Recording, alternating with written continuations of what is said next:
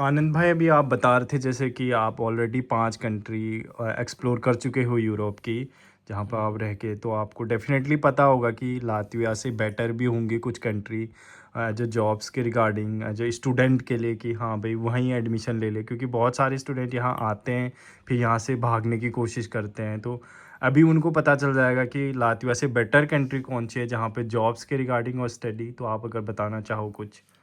Guys देखो, है कहने के लिए सारी यूरोप की कंट्रियों में, बट एक हर कंट्री अपनी इकोनॉमी के हिसाब से जानी जाती है। आप लोग भी जानते हो। उस हिसाब से अगर आप एज स्टूडेंट आना चाहते हो तो हर कंट्री के अपनी यूनिवर्सिटीज़ हैं और उनकी हर अपनी ट्यूशन फीस है। हम्म। मैं तो आपको सजेशन यही दूंगा कि अगर आप आ सकते हैं तो छोटी कंट्रीज़ को टारगेट करें, जिससे कि आप एक गेटवे ले सकें अब्रॉड में, यूरोप में एंटर हो सकें।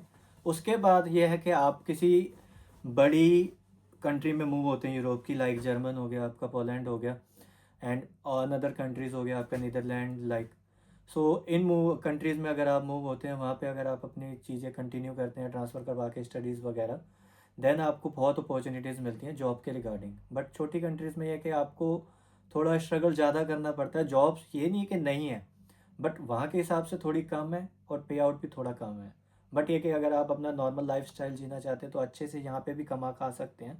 बट ये कि मैं आपको, अगर आप सिर्फ कमाने के वे से आ रहे हैं, सब जानते हैं कि यहाँ पे मोस्टली बंदे जो है सिर्फ पढ़ाई का बहाना होता है, आते सिर्फ कमाने खाने के लिए और अपने फैमिली को सपोर्ट करने के लिए और एक अच्छा लाइफ स्टाइल या फ्यूचर बनाने के लिए। तो वही चीज़ें हम भी यही चीज़ सोच के आए हुए हैं। अब हम भी यही चीज़ स्ट्रगल कर रहे हैं, देख रहे हैं। बट ये कि वाइट कॉलर जॉब या स्किल्ड जॉब के लिए आपको सर्च करना आना चाहिए। बट ये यहाँ की मैंने जो भी देखी है, चाहे यूरोप की कोई भी कंट्री हो, मैं 4 to 5 कंट्री जो भी घुमाऊँ, यहाँ पे मैंने जो भी एक्सप्लोर किया है, मैंने ये देखा है वो अपनी लैंग्वेज और अपने पर्सनस को पहले प्रायोरिटी देते हैं। उसके बाद वो, क्योंकि यहाँ पे इंग्लिश को भी इतनी प्रायोरिटी नहीं दी जाती जितनी ये अपनी लैंग्वेज को, अपने पर्सन को देते हैं। और अगर आपको इनकी लैंग्वेज आती है तो ये आपका मस्ट वेलकम करते हैं। और मोस्ट वेलकम करने के बाद आप जो भी जॉब अपनी स्किल सेट के हिसाब से आराम से ले सकते हैं। बट अगर आपको वो लैंग्वेज और जॉब वो नहीं आती तो उसके लिए आपको बहुत स्ट्रगल करना पड़ता है। फिर वेयर हाउस जॉब्स वगैरह भी छोटी कंट्रीज़ में ढूंढना तो बहुत मुश्किल है। फिर आपको पोलैंड या जर्मनी जैसी कंट्रीज़ में शिफ्ट होना पड़ता है, जहाँ पे आपको वेयर हाउसेस बहुत सारे हैं, क्योंकि यहाँ का एक तरह का सबसे बिगेस्ट वो माना जाता है इकोनॉमी कंट्री। तो वहाँ पे आप जाके शिफ्ट हो सकते हैं, ट्रैवल वहाँ पे रह सकते हैं और वहाँ पे आपको ऑप्शंस बहुत मिलते हैं। तो आप वहाँ पे लीगली वर्क करते हैं तो आपको ये नहीं कि टीआरसी वगैरह नहीं मिलता, बट ये कि कुछ डॉक्यूमेंट्स उसके लिए आपको प्रिपेयर करने कहते हैं लीगली जाके। ओके।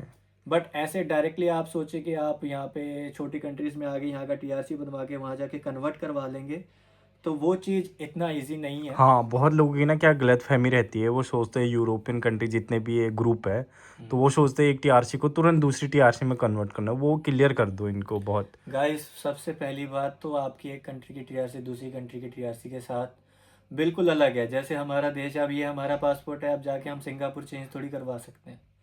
तो उनकी कंट्री का अपने रूल्स है, अपने रेगुलेशन है। वैसे ही यहाँ पे यूरोपियन एक टेरिटरी है जिसके अंदर इतनी सारी ये कंट्रीज़ हैं। ये 29 कंट्रीज़ के अपने अलग रूल्स रेगुलेशंस हैं जो कि यूरोपियन टेरिटरी के हिसाब से वर्क करती हैं। बट हाँ, टीआरसी एक्सचेंज नहीं होती, बट आप लीगली वहाँ पे वीज़ा या वहाँ पे ऑप्शंस लेके जाते हैं तो आप लोग ये है कि वहाँ पे डायरेक्टली टीआरसी वगैरह लेने के लिए एलिजिबल हो जाते हैं। और सबका अपना अपना रूल होता है। जैसे स्पेन ने, अब ये है कि स्पेन एक ऐसी कंट्री अभी जो है, हाँ, स्पेन का ना पहले खुल के बीच बता में दो। हाँ। आपने देखा होगा कि पुर्तगाल हो गया, एक दो कंट्रीज़ ने अपने ऑप्शंस दिए थे कि जहाँ के आप डायरेक्टली जाके जो है किसी भी कंट्रीज से आए हैं, उन्हें कोई फ़र्क नहीं पड़ता, आप बस यूरोप में हैं, आपके पास यूरोपियन वीज़ा या लीगली आप आए हैं तो आप अप्लाई कर सकते हैं।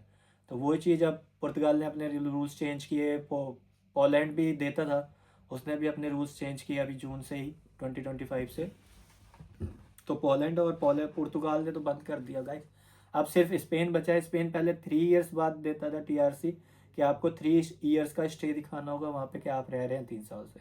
बट एक है, अब 2 साल, उन्होंने 1 साल कम कर दिया, थोड़ा पोलाइट हुए हैं इंटरनेशनल के लिए। तो आप उसमें देख सकते हैं कि उसमें ये चीज़ें आपको दिखाई जा रही हैं। हाँ, तो मैं बता रहा था गाइस कि स्पेन थोड़ा पोलाइट है, कि आप लोग अगर जाते हैं तो 2 साल को बस ये कि आपको वहाँ पे लीगली स्टे दिखाना होगा। उसके बाद आप लोग एलिजिबल है, एक कॉन्ट्रैक्ट बेस पे आपको अपनी फाइल लगानी है और 3 मंथ्स में आपकी टीआरसी आपको मिल जाती है। तो थोड़ा बहुत इजी अभी स्पेन ने ही किया हुआ है पूरे यूरोपियन, जो भी मैंने अभी तक सर्च किया एक्सप्लोर किया उसके अकॉर्डिंगली। बाकी हाँ, आप ये सोचते हैं कि छोटी कंट्रीज़ में आके मैं अपना टीआरसी बनवा के किसी भी अनदर कंट्री में मूव हो जाऊंगा, so it's not a easy task गाई, मजाक में मत लेना।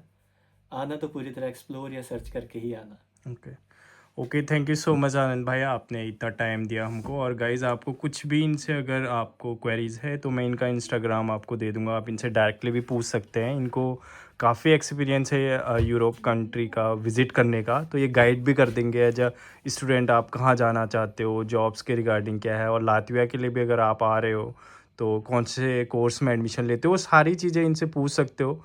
मैं इनका इंस्टाग्राम वगैरह आपको डिस्क्रिप्शन में दे दूंगा। थैंक यू सो मच भाई आपका टाइम देने के लिए। और कुछ अगर क्वारीज आपको पूछनी होंगी तो हम अगला पॉडकास्ट भी बना लेंगे भाई के साथ। Thank you so much guys, bye bye.